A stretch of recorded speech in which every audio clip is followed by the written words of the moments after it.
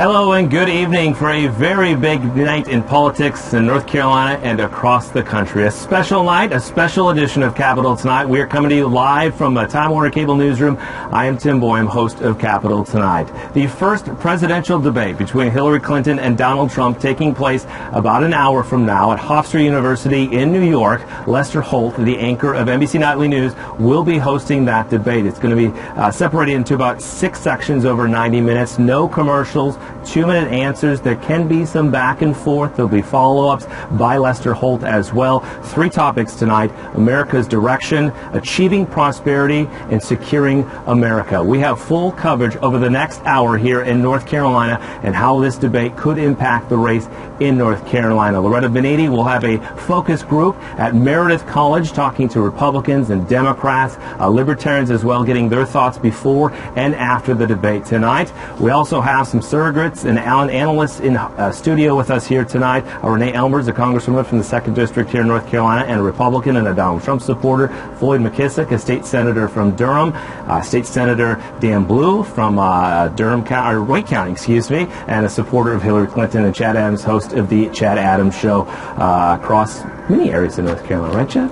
Thank you all for being here tonight. We're going to get a lot of reaction from them throughout the evening. Of course, this is going to be one of the most anticipated political events of this year, possibly for decades or more. Up to 100 million people might be watching this debate tonight across the country, rivaling the Super Bowl. So a huge night. We also have crews at Hofstra tonight. Our Washington, D.C. bureau reporter Jeff Bennett joins us all the time, and he joins us from Hofstra with a preview of tonight's debate.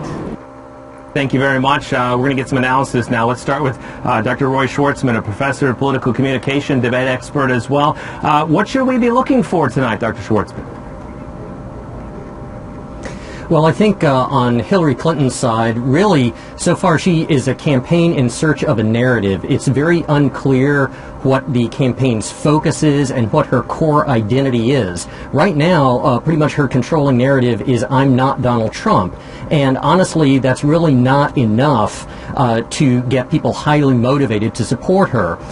For Trump, he has a highly motivated set of backers. Outrage is a very powerful motivator. And if he can stir that up, that will help him. But at the same time, I think he is strongest when he sticks to the big picture, the giant vision of a stronger America. And where he gets into trouble is when he gets into specific policy details very often, because really Hillary Clinton sees that as her home turf. So I think it's going to be largely the case as to how much each candidate can to some degree compensate for those weak points in their message so far. Dr. Schwartzman, thank you so much. Nick, thank you very much. Let's get back to some more analysis. Dr. Schwartzman, a political communication expert and debate expert from UNC Greensboro. This is the first woman candidate from a major political party tonight. What about that dynamic as the stage tonight when we think about political communication between Donald Trump and Hillary Clinton?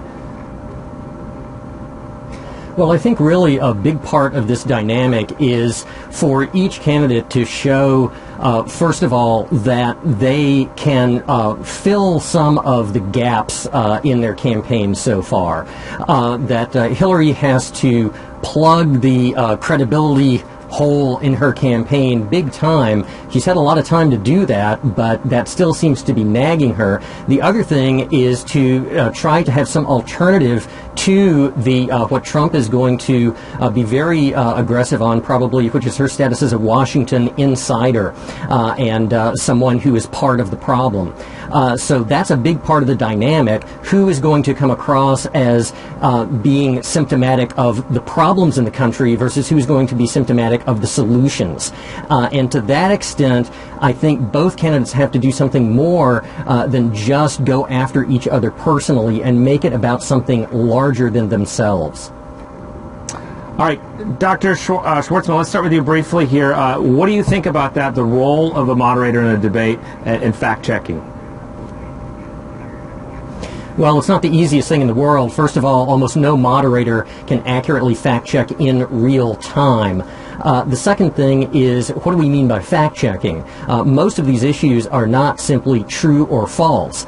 Really, I think the best policy would be to have authoritative sources live tweeting or have a crawl across the screen showing people where they can immediately click or view for more information about an issue, and to just, the only thing that the moderator could do is just blatantly state where someone has misstated something. But beyond that, I think the key thing is to provide the resources for checking the facts rather than to interrupt the actual interplay between the candidates. But both of these candidates have to be very conscientious about checking themselves as well as each other.